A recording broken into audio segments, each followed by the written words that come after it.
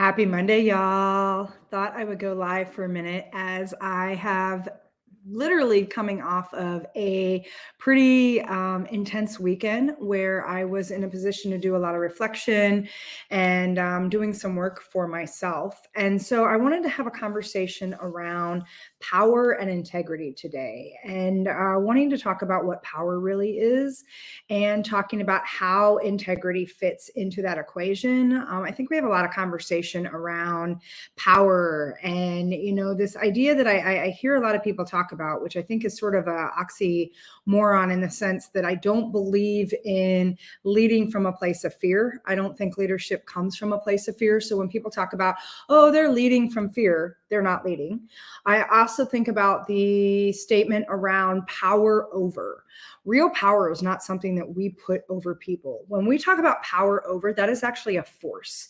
That is actually a space of deep insecurity, deep fear, and it's a projection place that we are exerting this force. We are exerting this shit that doesn't feel well, and we're putting that on other people. Real power is something that comes from within. Power is that space of standing in your own truth. Power, real power, is something that we first bring forward from within ourselves, and then it's power with, right? It's a collective opportunity for us to stand in a space where our truths are resonating, and that comes from a deep place of integrity. And so when you think about integrity, let's talk about that first. Let's break this down for a minute, right? Power and integrity. I think it's really interesting. And I think there was something I read once as I was doing some work that talked about, and I love this phrase that said, power demands responsibility. So let's talk about that. First and foremost, in order to get to power demands responsibility, I think we need to talk about the fact that we need power with integrity. And so integrity is that space of wholeness. It's that space of entirety. It's that space that says, it's space that truly demands when you're in integrity, when you are clear about who you are, what you stand for, what resonates for you, what you desire, what your moral, which direction your moral compass is headed, where your due north is, your core values. When you know that and own that, and again, there's that ownership piece, right? When you stand in that space, that integrity demands that your words, your actions, your deeds, your intentions are aligned to consistently reflect your highest desires, your highest aspirations, your deepest truths, and your most cherished values. And I have no idea why on Instagram I've got this fuzzy background. Somehow I must have hit the wrong thing. So anyway, I guess you guys get me in a blurred state today, or at least the background. No big deal. So I say that because integrity is a space that says I'm deeply connected into what I hold to be my truth, what I hold to be the things that I value most. What are my highest aspirations? What are the deepest truths within me? And what are those cherished values that I know that when I am in that space, that my due north is like, just, it's crystal clear. And so when we stand in that space for integrity, there comes a deep sense of responsibility. And for those of you that have followed me, I talk about leadership is ultimately and fundamentally a choice, right? It is a space and function of three things. It's a function of how you choose to show up. It's a function of how you choose to serve others. And it's a function of how you choose to take personal responsibility inside those spaces. That is the integrity piece of leadership that says, I take responsibility, 100% responsibility for my intention, for my beliefs, for what I say, for what I think, for what I do. I take ownership of me. Now, that being said, the space of integrity and where we have the opportunity to stand in our truest power is in taking that responsibility and understanding that power and integrity are connected. Again, power being that thing that comes from within us. I love even the word empowered, right? You think about the word empowered. We talk a lot about, oh, I want to empower this group of people. I want to empower. Empowerment in and of itself is something like motivation, right? It's something that happens by choice, that we choose to stand in our own personal power. No one can actually empower you. It is something that you choose to hold as a truth for yourself that says, I know who I am. I know where I'm going.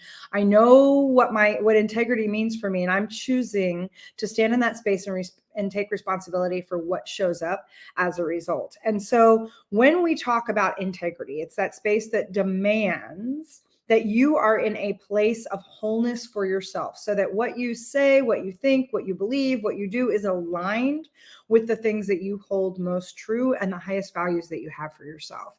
And so, that being said, power is something that only we have within us. The problem is in too many ways, especially in our culture, in the ways our systems are designed, in the ways we think we're leading, we think we exert power over in order to make things happen. And what happens is that's not power. That's not real power. That's force. That's resistance. That is projection. And it is coming from a place of fear, insecurity. It is not coming from a place of leadership. Power, real power, is not something someone can take from you. It is something that we have been choosing to hand over, sometimes unconsciously, based on our programming, our culture, our conditioning, you name it, the stories we tell ourselves. We are handing our power over and not learning how to stand in that integrity to lead ourselves first.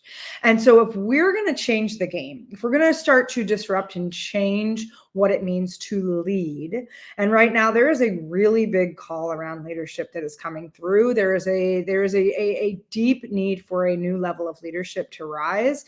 And in order to do that, we individually need to learn how to lead ourselves first. And it starts with us taking back that personal power to know that power, real power, demands responsibility. It says, I am 100% responsible for the things that I am attracting, the things that are happening, and the things that are going on in my life. Even if they don't make sense, if there's things you're like, well, I didn't, energetically, we are calling those things to us. And so it's interesting because when you realize that real power is rooted in your truth, it's rooted in that space of integrity.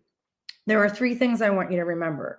Three things that you get to say to yourself. One is, no one is doing this to me. Whatever this is, whatever situation, whatever circumstance. And I say this as somebody who was bumping up against some shit this weekend and over the past few weeks. And we're coming out of an astrological new year, and there's some energy that's wanting to be released. And I came up against some of my old patterns and some of my old stuff, particularly around money this weekend. It was very interesting. Some of my codependency threads, some of the things that are repeat shadows that show up for me to continue to grow and evolve as a leader and do the work that is really, it's my work to do, right? And so what was interesting was I had to sit in a place of real deep responsibility and think about the fact that nothing that was showing up, whatever was coming into my life that was having me kind of butt up against it or feeling like, oh, I'm getting kind of spun around in a washing machine again, none of that's being done to me.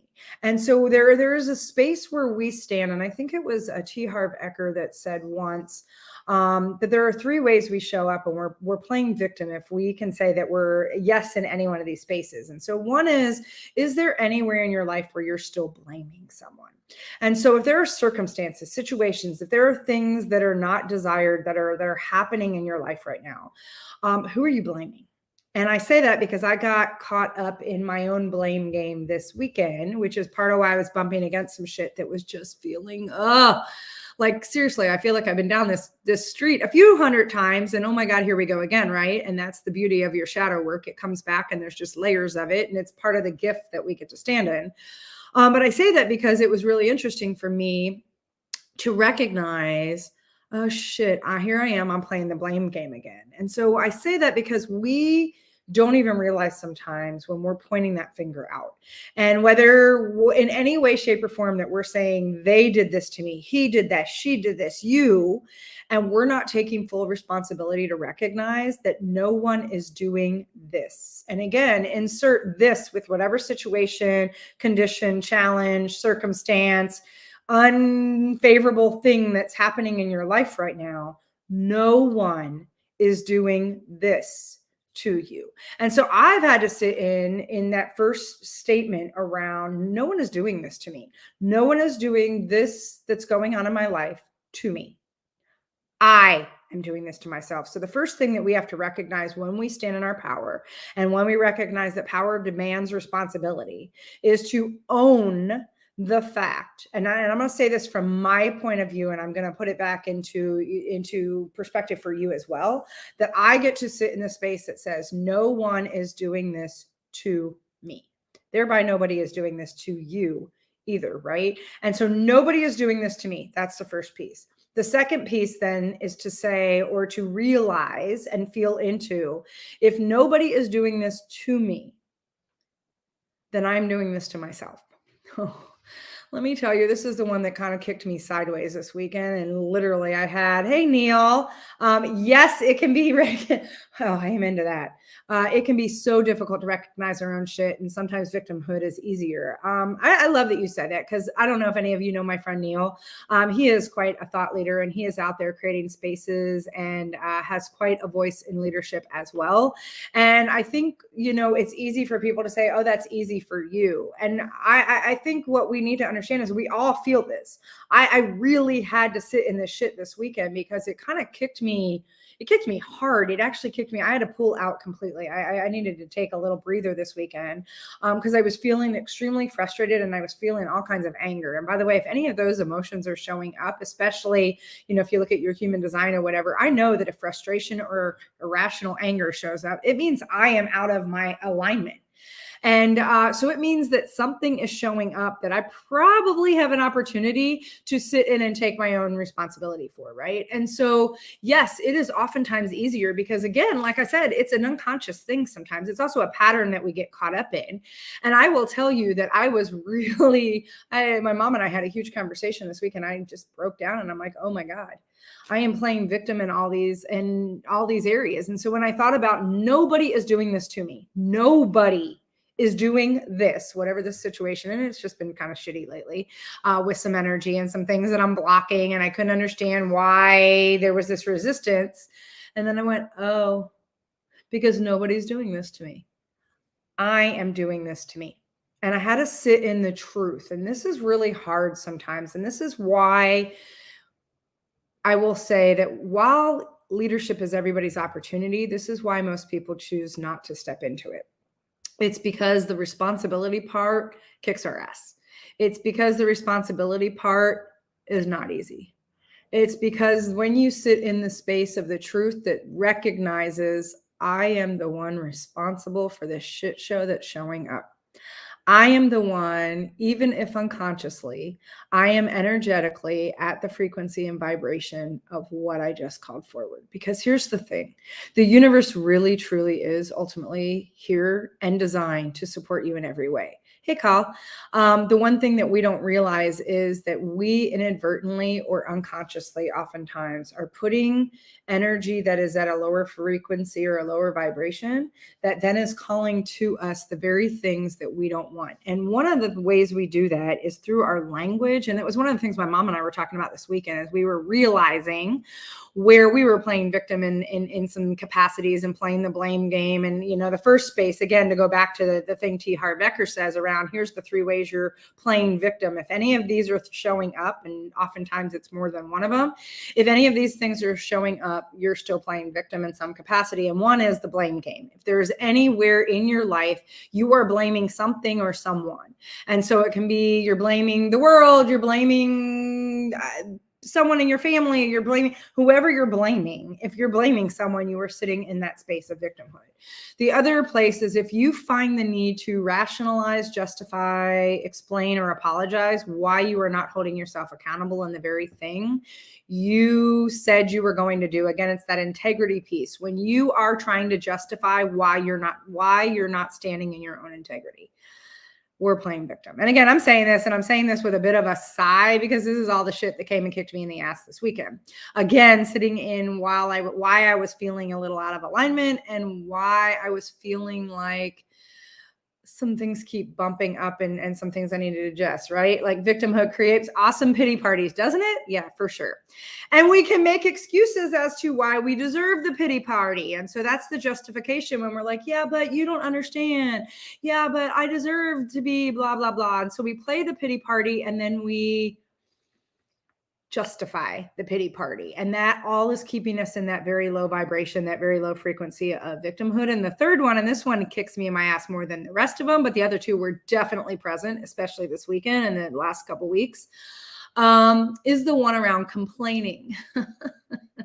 I am a chronic complainer. I'm just going to put that out there. I love to bitch and think I'm doing it from a, kind of funny, comedic Why not just kind of like bitch and moan and kind of like we live in this culture that's all about complaining and commiserating. Think about it for a minute.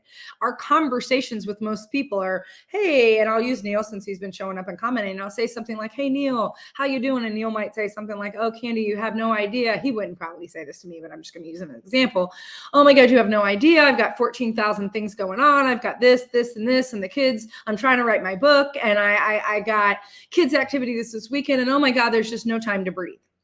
And me, because I want to be, connected to Neil and I want to lean in, I respond back and I said, oh, please, Neil, you think you're busy? Let me tell you how busy I am. Oh my God, you got 14,000 projects. I got 16. I got this going on. Oh my God, I'm so exhausted. I can't even begin to tell you. Oh my God, my kids are acting up. This is happening. And we got the in-laws in and whatever it is. And we have created. So think about this for a minute. And I've said this so many times, but it's really been hitting me lately. We live in this culture of complaining and commiserating, not connecting and communicating. And so we have created a metric of success. You want to talk about the ultimate victim mentality that we are all absorbed in half the time. It's this victim mentality that says, my life sucks more than yours. I win. So think about it. The whole metric of success in our culture right now is who can outsuck who. Like legitimately, we have this culture about I'm busier. My life sucks more. I'm more exhausted. I'm more tired. And we think that's some kind of freaking badge of honor. Talk about not being in integrity with ourselves, not being in a space that feels aligned is because we think we got to keep outdoing Joe Blow down the street. And I want to say this is some of the stuff that bummed up against me this weekend was the recognition of where am I taking undue responsibility and the need to control so that whatever perception or whatever is happening, I can just make it happen. Oh my God, that's exhausting. Can I just tell you how exhausting was when it starts to come back and catch up and bite you in the ass? It's exhausting to play in the victim mentality. Yet we all are susceptible to it. All of us, anyone that stands in any kind of space of leadership, any parent that's out there, any person who has responsibility for themselves and probably someone else in some capacity, you feel this. We hit into this because sometimes it's just easier as Neil just said, sometimes it's really easy to just stay in the victimhood because you're exhausted, you're burnt out. And what happens is the more and more we stay in that victim mentality, the more and more we move ourselves out of integrity. And the more and more we lose the real sense of power that is within us. Because power is not something outside of us. Power cannot be given away unless we choose, even if it's unconsciously, to give it away. And there is no such thing as power over. That is force, that is projection, that is fear and insecurity.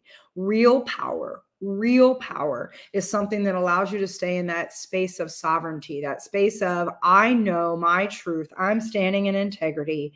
Real power is within and with. And it is only when we recognize that nothing and no one is doing this to me. I am doing it to myself. And the third piece of that then is, therefore, I have the ability to change it. And so I want you to see the magic in this kind of conversation that we forget. Because when we stay in the space of, Neil, I love the awareness of when a person begins to take 100% responsibility for their life, right? That's where the magic is. And that's what we have forgotten so many times. One of the easiest ways to come back home to yourself, to that comment, is to take 100% responsibility for your life. Good, bad, ugly, indifferent, the shit shows and all. When you recognize that nothing and no one is doing this to you, that you are the one, even if unconsciously, because you're in the patterns and the programming and it's time to hit the pause button. You've just been on the hamster wheel. And here's the thing, I get it. And I want you to offer. So here's the thing. You can move out of victimhood without it being the, oh my God, take 100% responsibility, kick yourself in the ass and go. No, I want you to do it with the place of space and grace. I want you to bless and release what no longer serves you. I don't want you to do this from a place of shaming and judgment all over yourself or self-deprecation. I want you to do this from a place of realization of what's possible. And to Neil's point, it's amazing when you watch that light come on, when you see that person take 100% responsibility for their life and recognize, oh, thanks, Neil, for recognizing that you have the ability at any point to change it. And here's the thing. Free will, choice, they are the most beautiful gifts we've been given, because the universe, while it's here to support us, the other truth around that is the universe will never interfere with our free will. What happens is oftentimes we put out what we think we want, and then all of our fear, all of our stories, all of our shit comes back, and it shuts us down, and it pulls us out of our own leadership. It pulls us out of integrity. And then we start to freak out and we think we got to control. And the more we try to like hold on to things, and I know this because control is one of my shadows. When I feel like I got to do it for everybody. And so lately I've been finding myself back in the space. And again, I know I've talked a lot about human design, but just to acknowledge that my gate 21 is all about this need to control and to find the resources for my tribe. The gift is when I realize that it's not my responsibility to fish for everyone. It's in teaching them how to fish and understanding that there's plenty of resources for all. And we can stand in the authority of knowing we are fully taken care of. Well, I have been bumping against, just due to some things going on, that I needed to make things happen because other things I was, quote, relying on were not coming through. So I took the responsibility and put it on my shoulders. Again, victim mentality, not my responsibility. It wasn't mine to put on my shoulders. Yet I then want to play the martyr because I'm pissed because I have to stand in a role that thinks I got to take care of the tribe once again and make things happen. So I'm right back in the shadow all over again. And as a leader who knows the power of standing in that alignment, who knows the power of standing in the integrity, I had to get really honest with myself this weekend and recognize the truth of what was showing up for me. Because again, nothing's happening to me. This was showing up for me. It was showing up as a lens to say, Candy, time to reevaluate. And so I did. This weekend, I got to sit in some pretty hefty shit.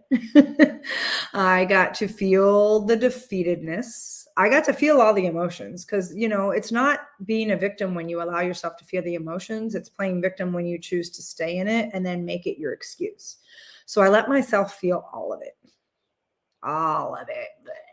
And it was not fun. And it has not been fun. And I would say that there's still things I'm working through as a result, and recognizing the brilliance and the gift of what is showing up for me. And so I felt like it was something I wanted to share because, like I said, I hear a lot of people talking about power over. There is no such thing. There's no such thing as power over.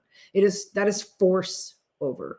That is not real power. Real power is something that only you can choose for yourself. It is a space that comes from within. It's like motivation. No one can give it to you. No one can take it from you. You are a sovereign being, period.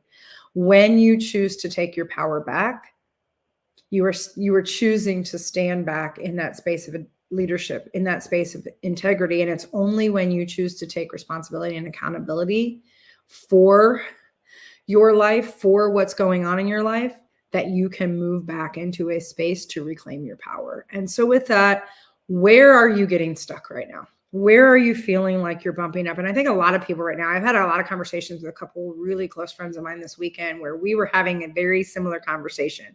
We are all bumping against the same thing. And it's like, wow, apparently our trauma work wants to have a little heyday again. Okay, apparently there's some shadow work to go through. And I think energetically, a lot of us are feeling this right now. And so you have a choice. You can allow yourself to stay in the defeated, oh my God, this is happening to me. Why me? Victim energy and blame, justify, or complain about it. Or you can recognize it and say, okay, I take full responsibility for what is showing up. And I'm very curious to understand what it's bringing to me. I choose to stand in a place of integrity right now. I choose to stand in a place of leadership right now. And I choose to stand in my own personal power right now. That choice is your magic wand. It's amazing to me how people will be like, I want a magic bullet, or I want the magic wand. How do I just make it all go away? How do you like shift things? You shift things by a single thought.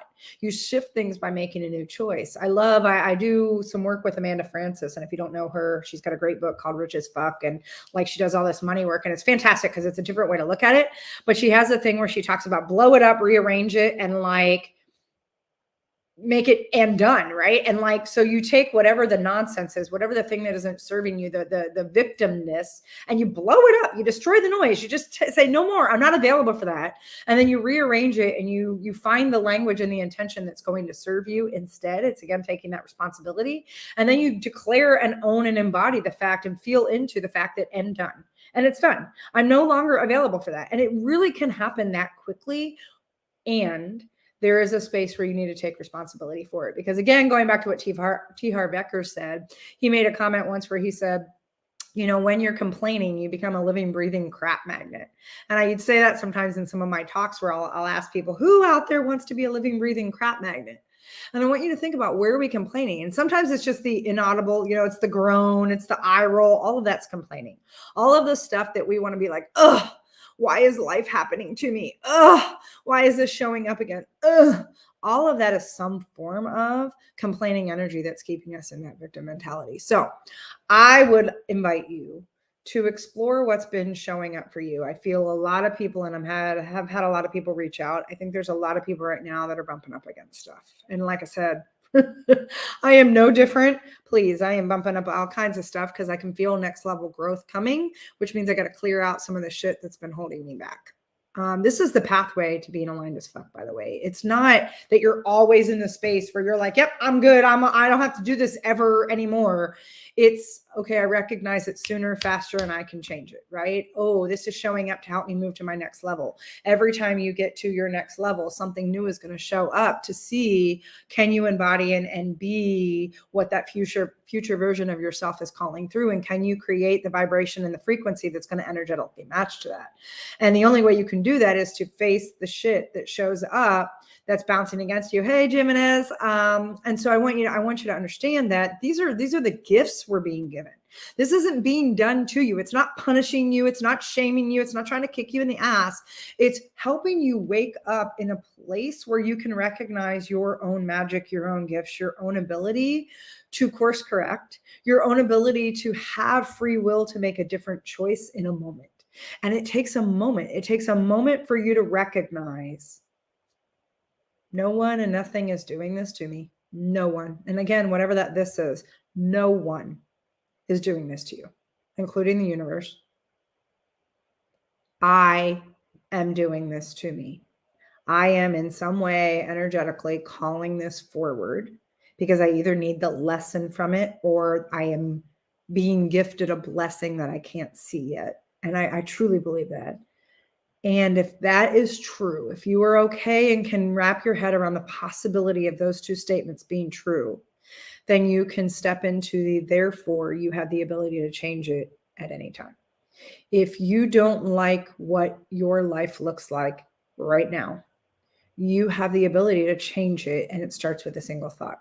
And it starts with the recognition that says, this story doesn't serve me anymore. This is not me standing in a place of leadership. I choose something different, and I'm going to affirm and embody the truth of who I am and the truth of what's possible for me. So I invite you to lean into that. I invite you to explore, to contemplate what is showing up that's asking to be let go. We are again at the cusp of the end of the astrological year. We are moving into a new astrological new year, which means, again, it's an opportunity to purge some energy. It's an opportunity to bless and release, which means have gratitude for whatever that energy was and how it got you to this point. And if it no longer serves you and you have the opportunity, as Amanda Francis would say, blow it up and rearrange it, then rearrange it in a way that says, thank you for being what I needed to get me here. And now I want a different story that serves me into moving into that future version of who I am and what I'm choosing to embody. And I'm going to call that future energy forward and bring it into the now. And that is how you get to stand in a very deliberate space of power. That is where you take full responsibility and are standing in the integrity of your deepest truths and higher aspirations and can be aligned into your core values to create that due north. And you are in a place where you are taking your personal power back. So with that, everybody, happy Monday. And hope that hit a nerve. Like I said, It's been a crazy weekend, crazy couple weeks, and some things coming in. And I figured if I was feeling some things, I'm guessing some of you are as well. So with that, I will catch up with you on another live this week. I'm sure I've got a lot to say. So make it a great Monday. Oh, thanks, Daniel. Thanks, Jimenez. Glad you guys were here. Thanks, Carl. For those of you I can't see because you're not popping up, but I see people. Appreciate y'all joining me on a Monday afternoon. And now go out, be intentional. Sit with those things you have the opportunity to take responsibility for, and just know, I love you so much. And I will talk to y'all later. Bye.